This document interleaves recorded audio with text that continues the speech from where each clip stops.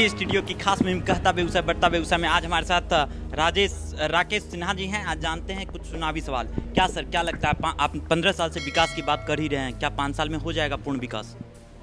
देखिए, हम विकास के उस रास्ते पर हैं जब हम गड्ढों को भर चुके हैं और विकास का राष्ट्रीय राजमार्ग तैयार करना है। मैं इतना कहना चाहता हूं कि अगले 5 साल में शिक्षा, स्वास्थ्य और आधारभूत संरचनाओं में बिहार हिंदुस्तान के सबसे विकसित राज्यों में एक होगा और बिहार हिंदुस्तान को अन्न से, औद्योगिक उत्पादन से नेतृत्व देगा। जिस प्रकार से नरेंद्र मोदी जी विशेष करके बेगूसराय के औद्योगिक नगरी को प्राथमिकता दे रहे हैं, उससे ऐसा लगता है कि औद्योगिकरण के क्षेत्र में बेगूसराय बिहार का और बिहार हिंदुस्तान का नेतृत्व करेगा। सर, 7 सीट में बीजेपी के अंदर में खलबली मची हुई है, इसका क्या राज है और किस तरह आप लोग शांत करेंगे इसको? मुझे तो कोई खलबली दिखाई नहीं पड़ रही है। खलबली विपक्ष में है। भारतीय जनता पार्टी का एक एक कार्यकर्ता एनडीए के उम्मीदवारों को जिताने के लिए कटिबद्ध है, प्रतिबद्ध है। हम अपने मन के गुहार को विचारधारा से और मूल्यों से नहीं जोड़ते हैं। कार्यकर्ताओं में एकजुटता है और एनडीए एकजुट होकर हम 7 सीटों पर भारी बहुमत से विजय प्राप्त कर रहे हैं। खास करके वामपंथी पार्टियों को हम मुंहतोड़ जवाब देने जा रहे हैं। बिहार की जनता किसी भी स्तर पर कश्मीर में देशद्रोहियों का, मुफ्ती और अब्दुल्ला परिवार जो चीन और पाकिस्तान के गोद में बैठे हुए हैं, ओवैसी जो आईएसआई की तरफदारी करते हैं, उसके साथ नहीं जा सकती। सर, रोज़गार अब सिर्फ बातें होती है, क्या रोज़गार सभी को मिल पाएगा? देखिए, रोज़गार की परिभाषा मोदी जी ने बदल दिया है। हिंदुस्तान की युवाओं को जो एक पैरासाइटिक बना दिया गया था, आज हिंदुस्तान का युवा मेक इन इंडिया मुद्रा योजना के आधार पर आज स्वरोजगार की ओर बढ़ रहा है। मुझे लगता है ये बिहार के लिए बहुत ही शुभ है और बिहार के नौजवान तो जितना लाभ उठाने की स्थिति में हैं उतना शायद हिंदुस्तान में कहीं भी नहीं है। बिहार का नौजवान हिंदुस्तान को एक रास्ता दिखाएगा कि रोजगार क्या होता है, विकास क्या होता है, समृद्धि क्या होती है। सर, इतनी बड़ी पार्टी होने के बावजूद भी बीजेपी में कोई मुख्यमंत्री चेहरा नहीं है। आप लोग मुख्यमंत्री नहीं बनना चाहते हैं? देखिए, हम पद और प्रतिष्ठा के पीछे भागने वाले नहीं हैं। पद, प्रतिष्ठा और पैसा भारतीय जनता पार्टी का संस्कार नहीं है और हम गठबंधन धर्म के पुजारी हैं। नरेंद्र मोदी जी ने भारतीय जनता पार्टी को बहुमत आने के बाद भी छोटे छोटे दलों को कैबिनेट में जगह दी थी। हम जो कहते हैं वो करते हैं, जो करते हैं इसका अर्थ ऐसा हमने कहा था। नीतीश कुमार जी की व्यक्तित्व में, उनके नेतृत्व में, उनके कर्तृत्व में हमारी आस्था है, हमारा विश्वास है। हम अपने शब्दों पर कायम हैं। किस गठबंधन में किस पार्टी को क्या सीटें मिलती हैं, यह अवसरवाद भारतीय जनता पार्टी के चरित्र में नहीं है। सर, पिछली बार चुनाव जो हुआ था उसमें जदयू पलटकर बीजेपी में आ गई थी। क्या इस बार आप लोग नहीं, क्या इस बार हो सकता है कि जदयू राजद से नहीं जुट जाएगी, गठबंधन हो सकता है? देखिए, मैं भविष्य पुराण नहीं जानता हूँ, मैं तो वर्तमान पुराण जानता हूँ। जो लोग भविष्य पुराण जानते हैं उनसे पूछ लीजिए। मैं तो इतना जानता हूँ, आज हम एक साथ हैं और आज के आधार पर, भूत और वर्तमान के आधार पर मैं भविष्यवाणी करता हूँ कि हम दोनों साथ रहेंगे। स्विम टुगेदर, सिंक टुगेदर के सिद्धांत पर यह गठबंधन चल रहा है, उस पर चलता रहेगा। सर, 7 विधानसभा से आप जीत रहे हैं, लेकिन सबसे अधिक मत से किस विधानसभा में जीत रहे हैं बेगूसराय में? देखिए, मुझे तो यही कठिनाई हो रही है कि कहाँ पर हम सबसे ज़्यादा जीतेंगे। 7 जगह नेक टू नेक फाइट इस बात की है कि कौन कितने मतों से जीतता है। इतना मैं कहना चाहता हूँ, 7 सीट पर हो सकता है विपक्ष के कई उम्मीदवारों का जमानत जब्त हो जाए। मैं राजनीतिक बात करने की जगह पहले एक बात जो इस चुनाव के बारे में कहने जा रहा हूँ। पहली बार दुनिया को बिहार ने एक संदेश दिया है कि किसी भी संकट में हम जनतंत्र को सुरक्षित, संवर्धित और पुष्पित पल्लवित देखना चाहते हैं। जब कोरोना काल में अमेरिका से लेकर पूरी दुनिया डरी हुई है, चुनाव का शंखनाद हुआ, कार्यकर्ता, राजनीतिक दल और सभी पार्टी के लोग और सामान्य जनता जिस उत्साह से भाग ले रही है, यह जनतंत्र के लिए पूरी दुनिया को संदेश है। वैशाली और लिच्छवी के जनतंत्र की बात हम करते थे, आज पुनः वैशाली और लिच्छवी पुनर्जीवित होकर मैं एक उद्धरण के बाद अपनी बात शुरू करूंगा, राजनीतिक बात करूंगा। मगध और लिच्छवी में संकट आया। मगध लिच्छवी पर आक्रमण करना चाहता था और यह भगवान बुद्ध के पास संदेश गया, हमें क्या करना चाहिए। तो भगवान बुद्ध ने तुम आक्रमण करो या ना करो कहने की जगह कहा, जिस गणतंत्र में सभाएं लगातार बैठती हैं और जनता के प्रतिनिधि लगातार विमर्श करते हैं, वह गणतंत्र अमर होता है। और लिच्छवी के बारे में उन्होंने कहा, तो बिहार का गणतंत्र अमर है। नई दिल्ली से लेकर न्यूयॉर्क तक बिहार ने संदेश दिया है, इसलिए बिहार के सभी मतदाताओं को, बिहार के सभी लोगों को इसके लिए साधुवाद। चुनाव का दूसरा चरण अपने अंतिम दौर में है। कल शाम को चुनाव प्रचार थम जाएगा और 3 तारीख को मतदान होगा। बेगूसराय ने जो राष्ट्रवादी परंपरा को मजबूत करने का काम किया, 2019 के चुनाव में जिस तरह से टुकड़े टुकड़े करने वाले को एक सीधा और सख्त जवाब दिया था, जब बेगूसराय में तमाम प्रकार के कथित बुद्धिजीवी फिल्म कलाकार आकर उन्होंने इसे प्रयोगशाला बनाने की कोशिश की थी, तब बेगूसराय के मतदाताओं ने एक पूरे देश को संदेश दिया था कि हम सभी प्रकार की न्यूनताओं, खामियों, गुण दोष के बावजूद भी हम जनतंत्र में उसी को चुनेंगे जो राष्ट्रवाद को मजबूत करेगा। बिहार में आज मूल समस्या विकास की है। जिस प्रकार से राष्ट्रीय जनता दल, उसके साथी दलों ने बिहार को पीछे ढकेलने का काम किया, लोग कहते हैं बात पुरानी हो गई, लेकिन बात पुरानी तब होती जब उस दल में लोकतंत्र आता, वह दल जातिवाद से ऊपर उठकर जनतांत्रिक मूल्यों पर चुनाव लड़ती। आज कांग्रेस पार्टी और वामपंथी पार्टियां राष्ट्रीय जनता दल की एक अपेंडिक्स बन गई है। जैसे मोटरसाइकिल और स्कूटर का एक स्टेपनी होता है। दुर्भाग्य की बात है कि आज भारतीय कम्युनिस्ट पार्टी, मार्क्सवादी कम्युनिस्ट पार्टी, मार्क्सवादी कम्युनिस्ट पार्टी लेनिनवादी और कांग्रेस पार्टी, ये चारों पार्टियां राष्ट्रीय जनता दल की आनुषंगिक संस्थाओं की तरह काम कर रही हैं। इसलिए बिहार की जनता किसी भी शर्त पर उन पार्टियों को ऐसा अवसर नहीं देगी कि बिहार को पछताने का भी अवसर नहीं मिलेगा। जब सरकारें चलती हैं तो अनेक प्रकार की लोगों के मन में भ्रम होता है, उनकी सारी अपेक्षाएं पूरी नहीं होती हैं, कई प्रकार की न्यूनताएं भी लोगों को आती हैं, जनतंत्र में स्वाभाविक है। लेकिन नीतीश कुमार जी ने जिस प्रकार से बिहार को आगे करने का काम किया और जिस प्रकार से इस गठबंधन ने, एनडीए ने बिहार की राजनीति में एक स्वस्थ वातावरण लाने की कोशिश की, आने वाले समय में अपेक्षा से कहीं अधिक काम होगा। इसके 2 महत्वपूर्ण कारण हैं। प्रधानमंत्री नरेंद्र मोदी जी एक विश्व नेता तो है ही, लेकिन बिहार के प्रति जो उनका सम्मोहन है और बिहार का जो नरेंद्र मोदी जी के प्रति प्रेम का भाव है, इस चुनाव में स्पष्ट दिखाई पड़ रहा है।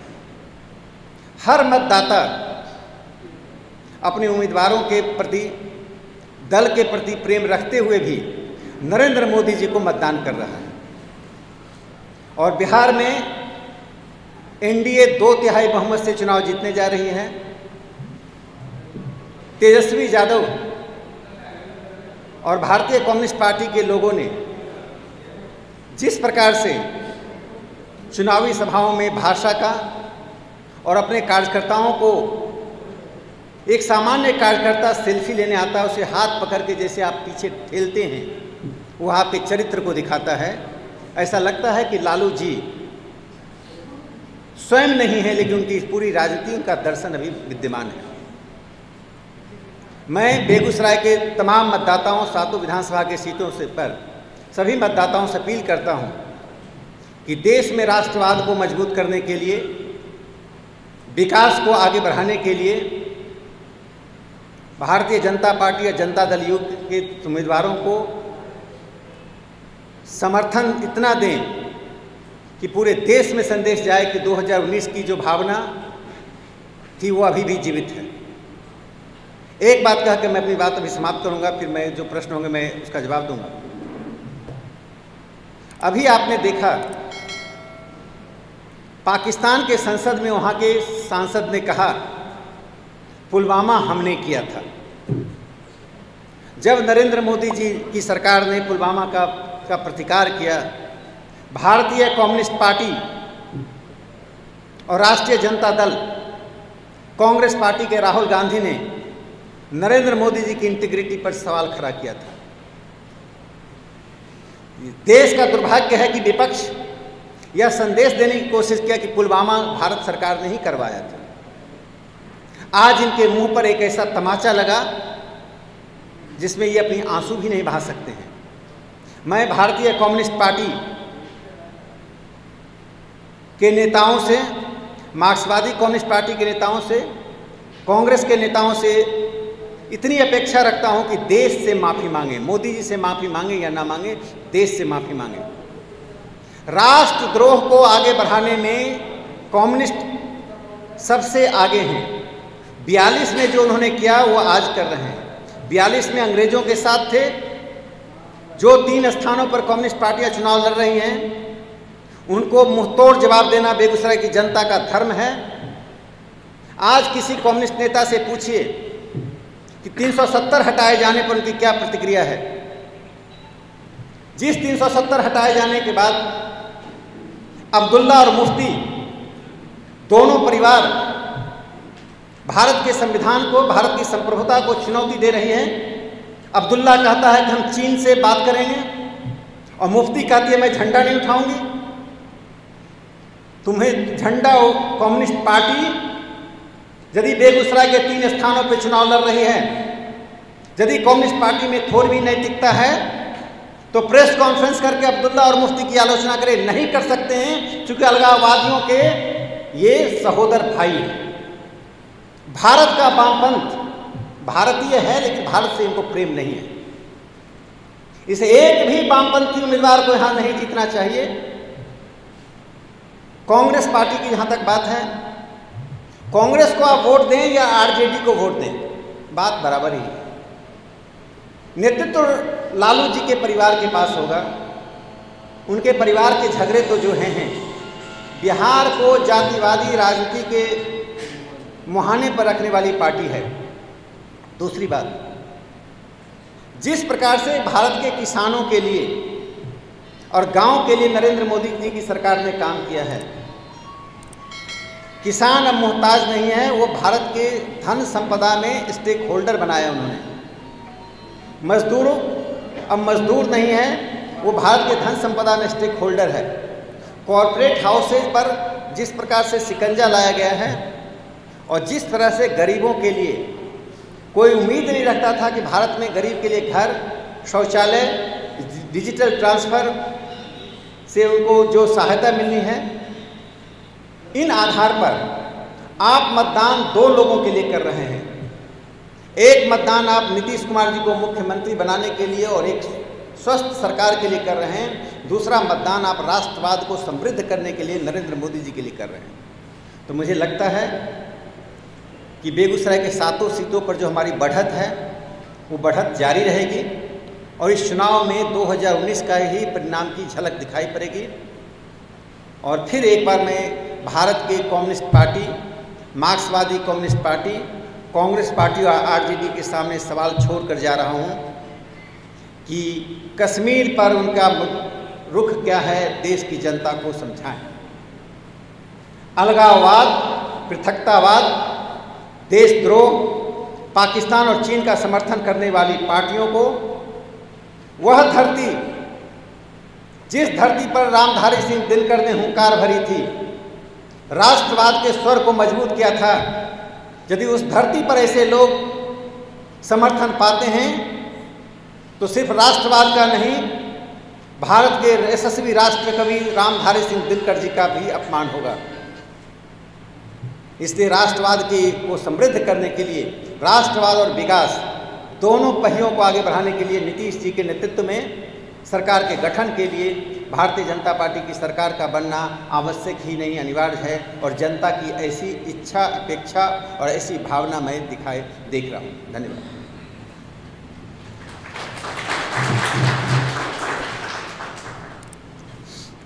सर, अभी आपने ये राष्ट्रवाद और विकास की बात की। इधर वाल्मीकि नगर में चुनावी सभा में मुख्यमंत्री नीतीश जी ने कहा कि आरक्षण जाति की जनसंख्या के आधार पर होना चाहिए। आपको नहीं लगता कि आप कहीं से आगे निकल चुका है और फिर जाति की राजनीति को बीजेपी का स्टैंड इस पर क्या है? आरक्षण जाति की जनसंख्या के आधार पर मिलना चाहिए। देखिए, भारतीय जनता पार्टी भारत के संविधान के अनुकूल अनुसूचित जाति, जनजाति, ओबीसी और जो कथित रूप से अग्रज जाति के लिए अभी संसद ने रिजर्वेशन दिया है, हम उस रिजर्वेशन को मानते हैं। हर पार्टी की एक अपनी दृष्टि होती है, हर नेता की दृष्टि होती है। भारतीय जनता पार्टी भारत के संविधान के अनुकूल जो आरक्षण की व्यवस्था है उसके साथ खरी थी, खरी है, खरी रहेगी। भारतीय जनता पार्टी का एक उद्देश्य है नरेंद्र मोदी जी का कि देश को इतना सशक्त कर दिया जाए, समाज के अंतिम व्यक्ति को इतना सक्षम कर दिया जाए कि अगरा पिछड़ा और विकसित अविकसित की बीच की जो खाई है दूर हो जाए। इस देश में पॉपुलिज्म बहुत था लेकिन वेल्थ क्रिएशन नहीं हुआ। नरेंद्र मोदी जी की सरकार ने इतना वेल्थ क्रिएशन किया 6 साल में कि जब जहां जैसी जरूरत पड़ती है धन की वर्षा करते हैं। यह सरकार सरस्वती और लक्ष्मी दोनों को भारत में स्थापित करने के लिए काम कर रही हैं। आज Narendra Modi ji Putin, Trump, Macron, Morrison, ये जो 5, बोरिस जॉनसन, ये 6 जो बड़े विश्व के नेता हैं, हिंदुस्तान के इतिहास में पहली बार हिंदुस्तान का प्रधानमंत्री इन 6 बड़े नेताओं के साथ उस पंक्ति में खड़ा है जो भारत का सम्मान है। हम इसी प्रकार से सामाजिक आर्थिक विकास करना चाहते हैं। हम किसी प्रकार से जातिवादी राजनीति को आगे बढ़ाना नहीं चाहते। आरक्षण इस मुद्दे पे बीजेपी सहमति नहीं रखती। नहीं, देखिए, भारतीय जनता पार्टी किसी चुनावी सभा में दिए गए भाषण पर भारतीय जनता पार्टी में किसी एक व्यक्ति का मत का महत्व नहीं होता है। नहीं, उन्होंने माननीय मुख्यमंत्री जी ने अपनी बात रखी। समता दल, बाद में जनता दल यू की एक अपनी सामाजिक दर्शन है, भारतीय जनता पार्टी का एक अपना सामाजिक दर्शन है। तो दोनों पार्टियां यदि सामाजिक दर्शन एक होता तो फिर एक पार्टी होती, गठबंधन नहीं होता। तो हम दोनों की दृष्टिकोणों में कहीं अंतर है, कहीं समानता है। अंतर कम है, समानता ज़्यादा है, इसलिए गठबंधन बना। हमारा गठबंधन कम्युनिस्ट और आरजेडी की तरह नहीं है। हम दोनों में कोई एक दूसरे के स्टेपनी नहीं है। हम दोनों स्वतंत्र, मजबूत और भावना और सिद्धांत के आधार पर काम करते हैं। कॉमन मिनिमम प्रोग्राम के आधार पर एनडीए काम करती है। ये अभी सर आपने विकास की बात कही है और अभी हमने हाल में देखा कि कोरोना काल में कैसे बच्चे ऑक्सीजन के अभाव में मर रहे हैं या किसी के हाथ में मरीज सिलेंडर लग रहा है, या पिछले दिनों वो मस्तिष्क ज्वर का मामला मुजफ्फरपुर में आया, उसमें भी हम लोगों ने देख लिया है। स्वास्थ्य व्यवस्था की पोल खुल गई बिहार। अब किस विकास की बात? नहीं, देखिए, जिन बातों की आप ध्यान दिला रहे हैं उसमें ऐसा नहीं कह सत्यता है। हमने विकास का काम सड़क, स्वास्थ्य, शिक्षा में करने की कोशिश की। विकास हमेशा एक तुलनात्मक दृष्टिकोण होता है। जो आपकी अपेक्षा है वो जन अपेक्षा भी है। मैं इतना कह रहा हूँ कि नरेंद्र मोदी जी ने बिहार को प्राथमिकता दी है और संघीय व्यवस्था के होते हुए भी केंद्र सरकार जिस तरह से बिहार को महत्व दे रही है, मैं आपको विश्वास दिलाता हूँ कि अगले 5 साल में बिहार की तस्वीर हम बदल देंगे। बिहार हिंदुस्तान के जो अग्रणी राज्य गुजरात और महाराष्ट्र हैं उससे आगे होगा। और कोरोना में तो बिहार के लोगों ने दिखा दिया कि बीमारी तो बाकी जगह आक्रमण कर रही है, बिहार के लोगों ने अपनी मजबूती से स्वास्थ्य का भी पुरुषार्थ बिहार ने दिखा दिया। तब तो मैंने कहा कोरोना काल में जनतंत्र के ध्वज को आगे बढ़ाने का जो बिहार ने काम किया, उसने वैशाली और लिच्छवी की कहानी को आज दुनिया को बता दिया कि बिहार क्या है। मैं इतना कहना चाहता हूँ, बिहार में स्वास्थ्य और शिक्षा में महत्वपूर्ण परिवर्तन की आवश्यकता है, इस बात को मैं स्वीकार करता हूँ। अगले 5 साल में बिहार में शिक्षा और स्वास्थ्य में आमूल परिवर्तन करने का मैं वादा करके जा रहा हूँ। सर, बिहार में मुंगेर की घटना थी और दुर्दांत थी, आपने सिर्फ एक ट्वीट किया, आजकल पास मेला भी बंद हो गया। क्या कोरोना सिर्फ आस्था के लिए, दिमाग के लिए नहीं है? देखिए, मुंगेर की घटना आपने बताया बहुत महत्वपूर्ण घटना है। जो मुंगेर में हुआ दुर्भाग्यपूर्ण ही नहीं बल्कि बर्बरतापूर्ण घटना घटी है। जिस भारतवर्ष में हिंदू समाज के साथ अपने धर्म संस्कृति पर ही आघात हो, हम बर्दाश्त नहीं करेंगे। लेकिन अभी चुनाव आयोग के अधीन है, मैं अपनी सीमाओं को एक सांसद होने के नाते नहीं लांघ सकता। अभी आचार संहिता है। यदि मैं बिहार का हूँ, बिहार से जुड़ा हुआ हूँ, जो मैंने ट्वीट किया उसके 3 भाग थे। जो घटना घटी उसे टाला जा सकता है, जो घटना घटी उस पर कठोर कार्रवाई होनी चाहिए, और वह अस्वीकार है। मुझे लगता है कि जनतंत्र में बर्बरता का जवाब बर्बरता नहीं होता है। यदि किसी पुलिस अधिकारी ने बर्बरता किया तो मुझे बर्बर शब्द का प्रयोग नहीं करना चाहिए। मेरा मानना है कि हम अपने विरोधियों को और अपनी असहमति को साफ, स्वस्थ, पारदर्शी और मित्रवत शब्दों में भी रख कर सकते हैं। वही जनतंत्र मजबूत होता है। मैं इस बात को मानता हूं कि जिस प्रकार से देश के विमर्श को गिराया गया है, जिस प्रकार से राहुल गांधी और वामपंथी भारत के संवैधानिक पद पर बैठे हुए राज्यपाल, प्रधानमंत्री का प्रतिदिन मजाक उड़ाते हैं, वह न नेहरू जी के साथ हुआ, न इंदिरा जी के साथ हुआ, न मोरारजी देसाई के साथ हुआ, न देवी गौड़ा के साथ हुआ। मैं उस दुर्भाग्यपूर्ण विमर्श की धारा से असहमति जताता हूं और मुंगेर की घटना की मैं कठोर शब्दों में निंदा करता हूं।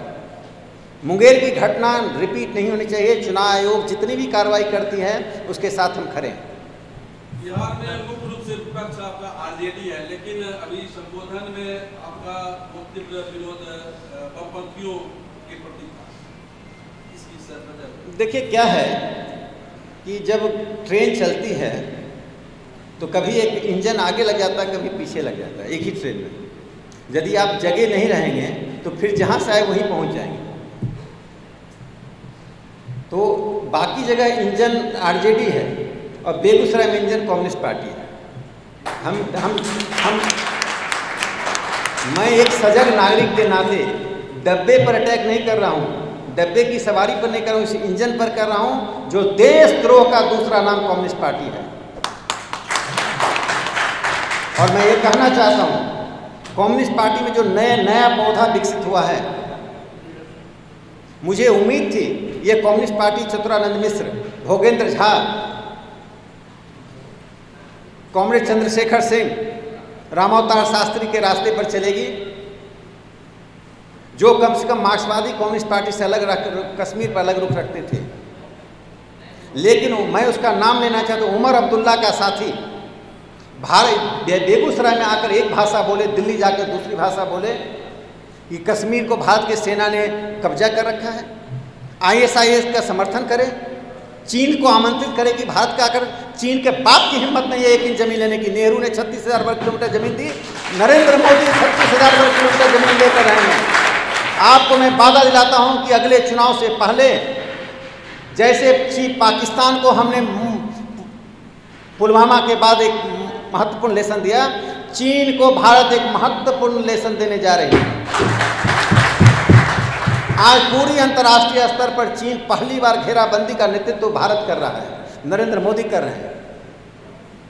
आप देखिए, फ्रांस में गला काटा जा रहा है। क्या असहमति का जवाब गला काटना है? कोई भगवान राम और सीता पर कोई अपशब्द बोलेगा तो मैं उसका गला काट लूंगा। भारत में हजारों ग्रंथ लिख दिए गए राम और सीता पर।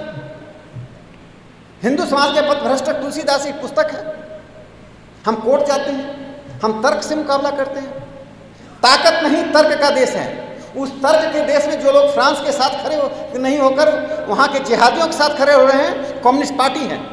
आज आरजेडी और कम्युनिस्ट पार्टी जवाब दे कि फ्रांस में जो घटना घटी है वो मैक्रोन के साथ हैं कि गला काटने वाले जिहादियों के साथ है।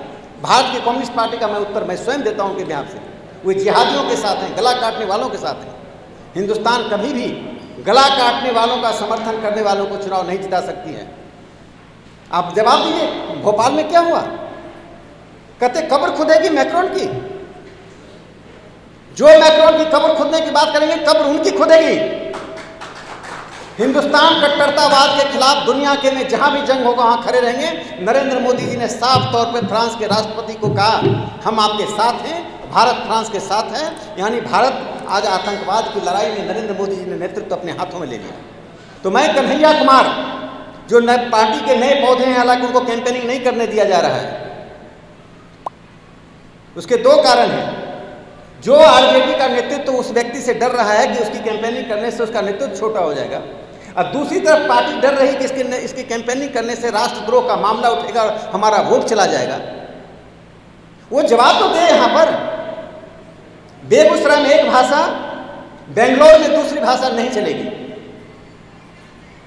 इसलिए वो माफी मांगे, जवाब दे। और बेगूसराय की जनता मुंहतोड़ जवाब देगी। 2019 के चुनाव की पुनरावृत्ति 2020 में बिहार की जनता विधानसभा के चुनाव में करने जा रही है।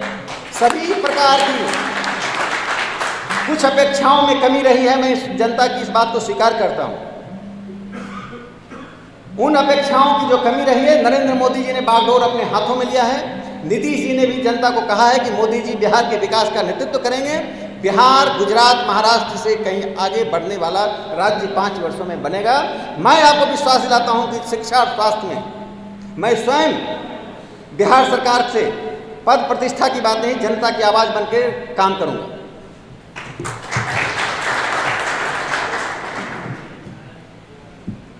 और कोई सवाल? निरंजन जी जी। भाजपा के अंदर जो गुटबाजी है, जिसका कि असर देखने को मिला सभी विधानसभा, और कुछ नारा जो लोजपा ने दिया है कि लोजपा ही भाजपा है, भाजपा ही लोजपा है, जिससे कंफ्यूजन, तो उसको आप देखिए, हमको तो लगता है कि अगले चुनाव में 2024 के चुनाव में सभी पार्टी के लोग नरेंद्र मोदी जी का फोटो लेकर चलेंगे। हमको तो खुशी है कि हमारे नेता की स्वीकृति आज विपक्ष में भी हो रही है। हमको तो डर है कि जो 2024 के चुनाव में कम्युनिस्ट पार्टी, कांग्रेस पार्टी सभी कहेंगे नरेंद्र मोदी जी हमारे नेता हैं। उसकी हमें चिंता नहीं है। और गुटबाजी की सूचना मुझे नहीं है। मुझे तो लगता है भारतीय जनता पार्टी एक परिवार है और एकजुटता के साथ भारतीय जनता पार्टी का कार्यकर्ता सभी सीटों पर, बेगूसराय, चिरिया बरियारपुर, साहेबपुर कमाल, तेघरा, मटिहानी, कोई भी सीट नहीं है जहां बीजेपी एनडीए कंधा से कंधा मिला काम नहीं कर रहा है। परिवार में थोड़ी मोड़ी आशंकाएं होती हैं, थोड़ी मोड़ी न्यूनताएं होती हैं, थोड़ी मोड़ी क्रोध होता है, लेकिन सब परिवार में एकजुटता के साथ आपको 2-3 तारीख को पता चलेगा कि भारतीय जनता पार्टी का कार्यकर्ता कितना प्रतिबद्ध है अपने परिवार के लिए, यानी विचारधारा के परिवार के लिए, एनडीए के लिए। एक एक कार्यकर्ता पोलिंग बूथ पर मिलेगा। हम सैकड़ों लोगों को बाहर लेकर जाएंगे, मतदान कराएंगे। जनतंत्र के मतभेद को मनभेद नहीं मानना चाहिए, हम में मनभेद नहीं है। भारतीय जनता पार्टी एक परिवार है और हम चुनाव जीत रहे हैं। मोदी जी निजीकरण करते जा रहे हैं और नीतीश जी रोजगार की बात करते हैं, क्या ये जुमला तो नहीं है? देखिए, 7 दशक तक सरकारी क्षेत्र में कितने रोजगार मिले? मोदी जी निजीकरण नहीं कर रहे हैं। हम इकोनॉमिक फंडामेंटलिज्म में विश्वास नहीं करते हैं, पीपल्स फंडामेंटलिज्म में विश्वास करते हैं। जनता के लिए कब क्या जरूरत है, जरूरत होगी तो सभी राष्ट्रीयकरण होगा, जरूरत होगा तो निजीकरण होगा। जनता का हित क्या है, जनता का हित केंद्र में हो और ये सभी माध्यम बने। अब तक क्या था कि राष्ट्रीयकरण साध्य हो गया, जनता साधन बन गई। हम जनता के वेलफेयर को साध्य मानते हैं, राष्ट्रीयकरण निजीकरण को साधन मानते हैं। समय और परिस्थिति के अनुसार साधन बदला जा सकता है, साध्य नहीं बदलता है।